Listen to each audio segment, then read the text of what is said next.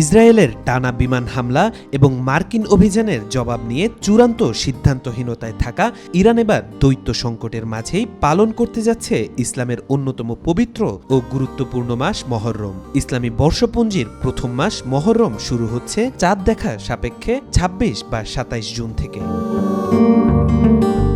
এই মাসটি বিশেষভাবে গুরুত্বপূর্ণ শিয়া মুসলমানদের জন্য, কারণ এই মাসেই ৬১ হিজরিতে কারবালার প্রান্তরে শহীদ হয়েছিলেন মহানবী হজরত মুহাম্মদ সাল্লাল্লাহু আলাইহি ওয়াসাল্লামের দৌহিত্র হজরত ইমাম হোসাইন রাদিয়াল্লাহু তাআলা আনহু এবং তার সঙ্গীরা। তাদের আত্মত্যাগ ইসলামের ইতিহাসে এক গভীর শোকের প্রতীক হয়ে রয়েছে।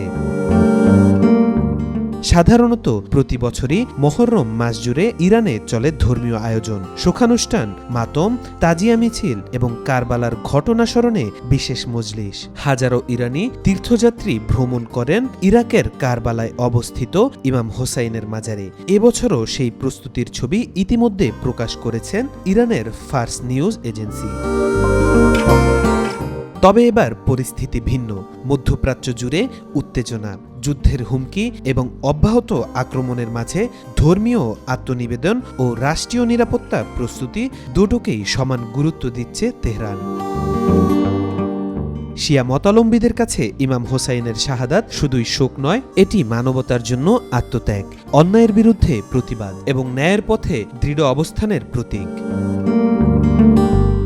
মধ্যপ্রাচ্য ছাড়াও দক্ষিণ এশিয়ার বিভিন্ন দেশ, বিশেষ করে পাকিস্তান, ভারত ও বাংলাদেশও শিয়া সম্প্রদায়ের মাঝে মহররম পালিত হয় গভীর ধর্মীয় আবেগ ও আনুষ্ঠানিকতার মধ্য দিয়ে। কারবালার সেই ঐতিহাসিক শিক্ষা, জুলুমের বিরুদ্ধে রুখে দাঁড়ানো এবং ন্যায়ের পথে জীবন উৎসর্গের বার্তা আজও বহন করে চলেছে মহররম মাস। আর ইরান যুদ্ধের ছায়ায় থেকেও সেই বার্তাকে নতুন প্রজন্মের মাঝে ছড়িয়ে দিতে প্রস্তুত। তাওফিকুল ইসলাম, আজকাল।